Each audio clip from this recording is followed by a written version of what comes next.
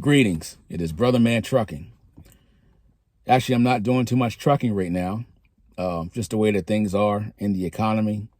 At least for me. I don't know about everybody else. I can't speak for everyone else. But, you know, in the last couple weeks, this is for people that are not truck drivers that watch my content. You have multiple trucking companies, you know, that have been in business for 30, 40 years or so, and, you know, they're claiming bankruptcy. Freight brokerages are going out of business. The demand for transportation is not there, at least not right now. So if I can't turn a profit with my equipment, then I'll just let it sit. Now, if you're new to the channel, now I have a 1990 Kenworth that's paid off, W900 that's paid off. I have a 95.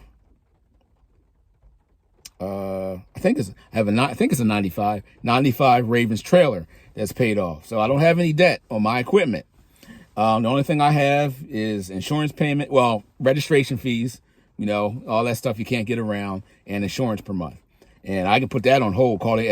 I'm on hold. I'll see you next fall or not next spring or something like that. But we're not at that point. So that's just an option. So I'll just let my equipment sit. You know, why, Brother Man? I think I just said, I know I sound like a broken record because I can't turn a profit. You know, do y'all even know? Do y'all even know what records are? You know, like the 12-inch records that your grandma used to have, or maybe even your parents. Anyway, I used to be a DJ, so I had a lot of records, a lot of singles. Didn't really have a lot of whole albums, but had a lot of singles. Had the Technique 1200s. You know, started out with some Gemini.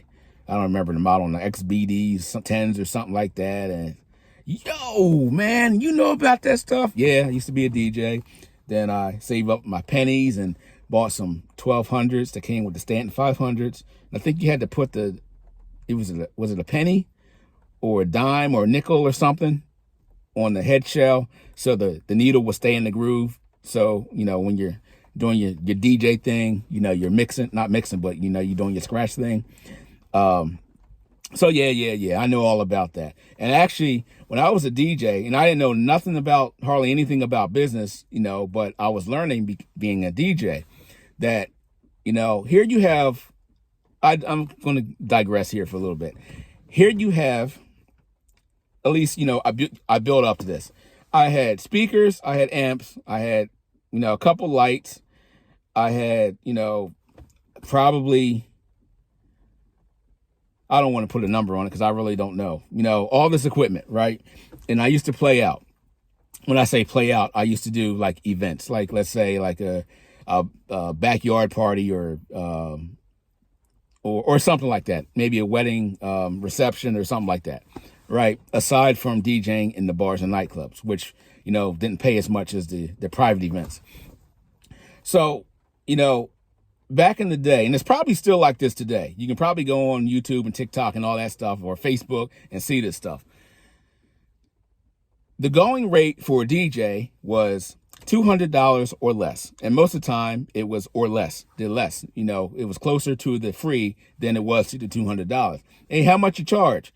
$200. Oh man, can you do it for $125?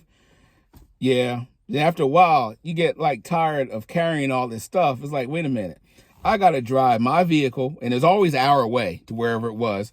I got to drive my vehicle, put gas in it, drive my vehicle, set up all this stuff, DJ the event, break all this stuff down, and drive back home for $100 and some. It was like, nah, this is stupid. You know, after a while, I was like, nah. So the next person, how much you charge? You know, I'll be at an event or something like that.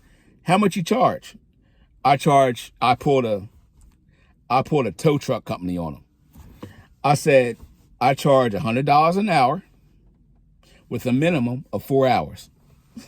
So that should cover my time. So it came out to like, you know, as fast as I could, you know, do the event and stuff. I guess it depended on the time, you know, but, you know, I started charging for my time. I didn't get too many gigs after that, which it was cool because I was actually done with the DJ thing.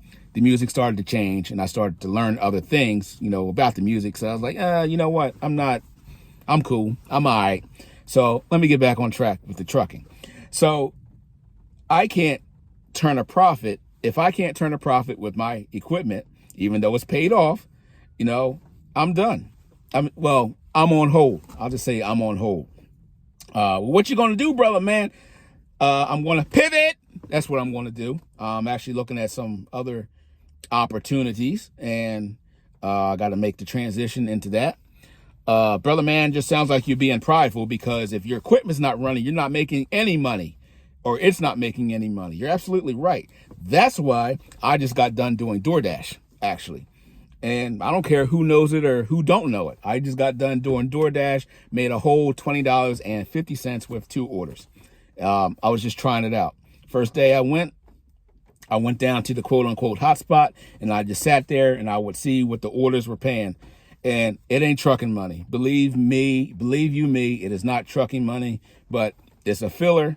I'm just sitting at the house, working on other things. I had to get out, do some things. So I said, well, you might as well just, run a DoorDash for a couple hours, see how it is and whatever. So I can put the money into my tank. So I mean, I'm just keeping it real, man. Just keeping it real. Keeping it 100, as they say. But that's just filler work. That's not, no, I didn't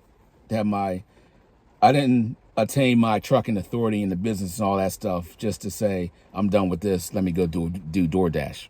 That's not it.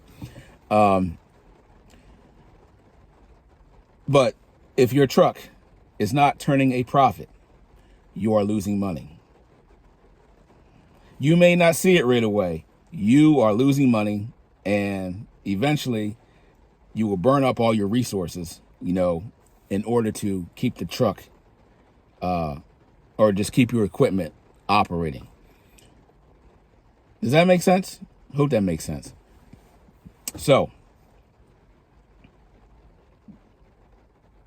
that's all for this one. I'll see you.